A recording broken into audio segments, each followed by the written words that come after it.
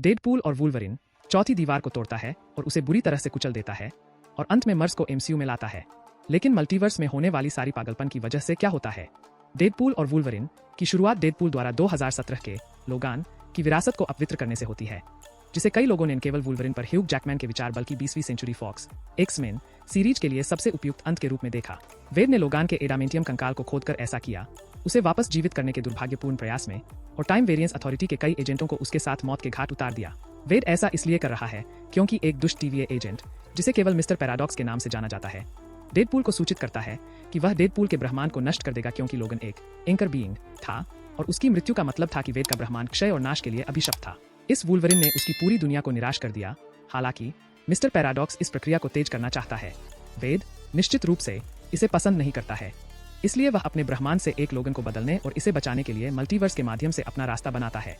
बेशक डेडपूल न केवल मिस्टर पैराडॉक्स और उसके टीवीए गुर्गों के साथ बल्कि उन सभी लोगान के साथ भी उलझ जाता है जिन्हें वह भर्ती करने का प्रयास करता है। वेड को अंततः एक लोगन मिलता है जो मदद करने के लिए तैयार नहीं है, लेकिन कम से कम बूढ़ा तो है। आखिर में क्या हुआ? नशे में और इतना दुखी कि उसे हेरफेर करना पड़ता है। इस दुखी लोगन के बेहोश हो जाने के बाद वेड उसे टीवीए में वापस ले जाने का अवसर लेता है। वहां वेड श्री पैराडॉक्स को अपने ब्रह्मांड को बचाने के लिए मनाने का प्रयास करता है, क्योंकि उसे एक और लोगन मिल जाता है जो एक नया एंकर बीइंग बन जाता है। लेकिन श्री पैराडॉक्स इस सुझाव को हंसी में उड़ा देते हैं। वेड और वेरिएंट लोगन खुद को लोकी डिज्नी प्लस सीरीज में आखिरी बार देखे गए शून्य में फंसते हुए पाते हैं। द वॉयड में दोनों एमसीयू से पहले अन्य मार्वल फिल्मों के पात्रों के विभिन्न वेरिएंट से मिलते हैं, जैसे कि क्रिस इवांस 2005 की फैंटास्टिक फोर फिल्म से जॉनी स्टॉर्म के रूप में। डेडपूल को पहले लगता है कि यह कैप्टन अमेरिका है। यह समझ में आता है। दुर्भाग्य से उन्हें जल्दी ही पता चल जाता है कि शून्य पर शातिर कैसेंड्रा नोवा का शासन है, जो कि एक भिन्न ब्रह्मांड से चार्ल्स जेवियर की शक्तिशाली दुष्ट जुड़वा है। जबकि लोगन और डेडपूल साथ नहीं मिलते हैं, अधिकांश समय लड़ते रहते हैं। अंततः उन्हें पता चलता है कि अन्य सुपरहीरो वेरिएंट जैसे कि X-23 और गैम्बिट का प्रतिरोध है, जिनके साथ मिलकर वे कैसेंड्रा से लड़ते हैं ताकि वेड के ब्रह्मांड में वापस जा सकें और इसे मिस्टर पैराडॉक्स से बचा सकें। अंत में लोगन और वेड मल्टीवर्स को विनाश से बचाने के लिए एक दूसरे के जीवन का बलिदान करने के लिए तैयार है। सौभाग्य से दोनों इस कठिन परीक्षा से बच जाते हैं और वेड के अपार्टमेंट में डिनर करके फिल्म का अंत करते हैं। अंत का क्या अर्थ है? पूरी तरह से मेटाटेक्सुअल स्तर पर डेडपूल और वुल्वरिन का अंत उन मार्वल फिल्मों को बंद करने के बारे में है जो आधिकारिक मार्वल सिनेमैटिक यूनिवर्स से पहले आई थीं, जिसकी शुरुआत 2008 में आयरन मैन सोलो फिल्म से हुई थी। हालांकि आयरन मैन पहली मार्वल थिएटर फिल्म से बहुत दूर थी। वह 1986 की हॉवर्ड द डक होगी और निश्चित रूप से सफल होने वाली पहली मार्वल फिल्म नहीं थी। संभवतः आधिकारिक आधुनिक कॉमिक बुक बूम 1998 में ब्लेड के साथ शुरू हुआ था, जिसमें वेस्ली स्नेप्स ने अभिनय किया था, जिसकी सफलता ने स्टूडियो के अधिकारियों को बड़े बजट की सुपरहीरो फिल्मों में निवेश करने का आत्मविश्वास दिया, जो केवल सुपरमैन और बैटमैन पर आधारित नहीं थीं। जब 2000 की एक्स-मेन और 2002 की स्पाइडरमैन सफल साबित हुई, तो इसने 2003 की डेयरडेविल, 2005 की फैंटास्टिक फोर के साथ साथ एमसीयू के उदय से पहले और उसके दौरान उन फिल्मों के कई सीक्वल और स्पिन को शामिल करने के लिए बार के द्वार खोल दिए। उन प्री मार्वल फिल्मों का संदर्भ डेडपूल और वुल्वरिन में दिया गया है, जिसमें जॉनी स्टॉर्म, जेनिफर गार्नर का इलेक्ट्रा के रूप में, आरोन स्टैनफोर्ड का पायरो के रूप में, वेस्ले स्नेप्स का ब्लेड के रूप में वापस आना और बहुत कुछ शामिल है। सभी को एक या दूसरे तरीके से बंद कर दिया गया है। हे ब्लेड अंत संभवतः डेडपूल को आधिकारिक एमसीयू और इसकी पवित्र समय रेखा के हिस्से के रूप में मजबूत करता है। एक और संभावित व्याख्या डेडपूल और वुल्वरिन को फ्रेम करने का सबसे निंदनीय तरीका यह है कि यह एक जटिल तरीका है जिससे डेडपूल फिल्मों की निरंतरता को किसी तरह आधिकारिक एमसीयू निरंतरता में भी सहअस्तित्व में रहने दिया जा सके। यह मूल रूप से सिनेमाई बराबर है। एक चौकोर खूंटी को गोल छेद में डालने के लिए 2009 में स्टार ट्रेक ब्रह्मांड ने जो किया था, उसके समान समयात्राक वैकल्पिक ब्रह्मांड की चालों का उपयोग करके अपने फ्रेंचाइज को रीबूट करने के लिए। हालांकि दिलचस्प बात यह है कि शायद डेडपूल मुख्य वर्ष में नहीं आता। एमसीयू में सीक्रेट टाइमलाइन कुछ अलग अलग टाइमलाइन को एक साथ मौजूद रहने की अनुमति देता है। वास्तव में मार्वल सिनेमैटिक यूनिवर्स विकी के अनुसार सीक्रेट टाइमलाइन में 63 शाखाबद्ध वास्तविकताएं शामिल है, जिनमें से 20वीं शताब्दी फॉक्स एक्स-मेनवर्स का वेड विल्सन का संस्करण एक था। और हम जानबूझकर वेड विल्सन का संस्करण कह रहे हैं क्योंकि जाहिर तौर पर एवेंजर्स डेडपूल प्राइम, जैसा कि वह खुद को कहते हैं, के ब्रह्मांड में मौजूद है, जिसका पहले दो डेडपूल फिल्मों में कभी भी संदर्भ नहीं दिया गया, स्पष्ट कारणों से। इसके अलावा वह अपने होम टाइमलाइन पर लौटता है, जहां संभवतः एक्स-मेन मौजूद है और व्यापक रूप से जाने जाते हैं क्योंकि कोलोसस और नेगासोनिक टीनेज वॉरहेड दिखाई देते हैं। इसलिए यह तर्क दिया जा सकता है कि वह अभी भी मुख्य ब्रह्मांड से अलग है। अभी के लिए गैम्बिट कैमियो फिल्म के अंत में जब वेड और लोगन अंतः शून्य में प्रतिरोध सेनानियों से मिलते हैं, उनमें से एक एक्स-मेन का आकर्षक चोर गैम्बिट है, जिसे कोई और नहीं बल्कि चैनिंग टैटम ने निभाया है। अगर आप सिर्फ फिल्में देखते हैं और इंडस्ट्री की खबरों से अपडेट नहीं रहते, तो यह आपको अजीब लग सकता है, क्योंकि इससे पहले लाइव एक्शन फिल्म में गैम्बिट की भूमिका निभाने वाले एकमात्र अभिनेता टेलर किटच है, जिन्होंने 2009 की दुर्भाग्यपूर्ण एक्समैन ऑरिजिन्स वुल्वरिन में जैकमैन और रेनॉल्ड्स के प्रोटोवेट विल्सन के साथ काम किया था। लेकिन टैटम एक दशक से ज्यादा समय से कैजुन एक्समैन की भूमिका निभाने की कोशिश कर रहे हैं। लंबे समय से विकास में चल रही एक एकल गैम्बिट फिल्म, जिसमें टैटम को मुख्य भूमिका में होना था, दुर्भाग्य से कभी सफल नहीं हो पाई। हम बस दरवाजों से टकराते रहे। एक समय पर पायरेट्स ऑफ द कैरेबियन के निर्देशक गोर वर्बिंस्की को जोड़ा गया था, इसलिए ऐसा लगता है कि टैटम का कैमियो उन परियोजनाओं के विफल होने के लिए एक तरह से माफी है। तनाव जिसे आप तलवार से काट सकते हैं। सबसे आश्चर्यजनक कैमियो में से एक है डेवॉकर ब्लेड, जो शून्य के भीतर एक और स्वतंत्रता सेनानी के रूप में है।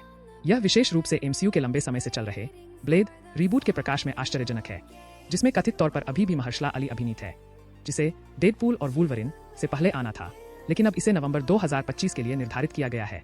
यहाँ तक कि एक दृश्य भी है जहाँ स्नेप्स के ब्लेड वेरिएंट में कहा गया है, मैं एकमात्र ब्लेड हूँ जो कभी होगा, जिससे डेडपूल कैमरे की ओर एक आंख मारता है। स्नेप्स और रेनॉल्ड्स ने वास्तव में 2004 की ब्लेड ट्रिनिटी पर एक साथ काम किया, जो मूल ब्लेड 3 की तीसरी और अंतिम फिल्म थी। रेनॉल्ड्स ने हैनिबल किंग की भूमिका निभाई, जो अपने मार्वल कॉमिक्स समकक्ष से बहुत कम मिलता जुलता था। ब्लेड ट्रिनिटी का सेट कुख्यात रूप से तनावपूर्ण था। कम से कम सहकलाकार पैटर्न ओसवाल्ड के अनुसार वेस्ली स्नेप्स पागल हो रहे थे और वे अपने ट्रेलर से बाहर नहीं आते थे। वे केवल ब्लेड नाम से ही जवाब देते थे, इसलिए वेड और ब्लेड के बीच कुछ संवाद वास्तव में मेटाटेक्सुअल है। उदाहरण के लिए, जब स्नेप्स का ब्लेड रेनॉल्ड्स के डेडपूल से कहता है, मुझे तुम पसंद नहीं हो, डेडपूल मजाकिया अंदाज में जवाब देता है। पहचाना लगता है कलाकारों और क्रू की टिप्पणियां, स्टार रयान रेनॉल्ड्स और ह्यूग जैकमैन और निर्देशक सहलेखक शॉन लेवी के साथ कोलाइडर के हालिया साक्षात्कार में रेनॉल्ड्स ने फिल्म के बारे में कहा, यह वास्तव में एक सच्ची अनोखी फिल्म थी। यह स्पष्ट रूप से पुष्टि करता है कि डेडपूल वर्तमान में अपने स्वयं के ब्रह्मांड तक ही सीमित है, एमसीयू से दूर, यहाँ तक कि डेडपूल और वुल्वरिन के अंत तक भी। रेनॉल्ड्स की प्रतिक्रिया से यह भी संकेत मिलता है कि यह डेडपूल की आखिरी फिल्म भी हो सकती है। यह संभव है कि यह फिल्म डेडपूल सहित 20वीं शताब्दी की फॉक्स एक्समैन फिल्मों के लिए विदाई थी। कोलाइडर के उसी साक्षात्कार में जैकमैन से पूछा गया कि क्या वे फिर से वुल्वरिन की भूमिका निभाएंगे, क्योंकि उन्होंने कहा था कि वे 2017 की लोगान के बाद हमेशा के लिए इस भूमिका को छोड़ रहे हैं। उन्होंने जवाब दिया, इससे कोई फर्क नहीं पड़ता कि मैं इसका जवाब कैसे देता हूँ, स्टीव, क्योंकि मैं स्पष्ट रूप से झूठा हूँ। लेकिन मेरे झूठ के बारे में सबसे अच्छी बात यह है कि मैंने इस पर विश्वास किया, तो शायद यह आखिरी बार है, लेकिन कभी भी ऐसा न कहें। मार्वल स्टूडियोज के प्रमुख केविन फीगे ने द प्लेलिस्ट को बताया कि यह फिल्म बंद होने से ज्यादा दरवाजे खोलती है। उन्होंने कहा, अब जब हमारे पास एक्समैन की दुनिया के किरदार है, तो हर फिल्म पोस्ट डेडपूल और वुल्वरिन एमसीयू में म्यूटेंट युग की शुरुआत होगी, वैकल्पिक संस्करण। जैसा कि हमने देखा, केविन फीगे के लिए अपशब्दों वाली और कठोर आर डेडपूल फ्रेंचाइज को अधिक पारिवारिक अनुकूल एमसीयू में लागू करने का तरीका खोजना कठिन था। चलो शुरू करते हैं। रयान रेनॉल्ड्स ने संभावित डेडपूल 3 इंच के विभिन्न संस्करणों के बारे में भी बात की है, जो पिछले कई वर्षों से काम कर रहे थे।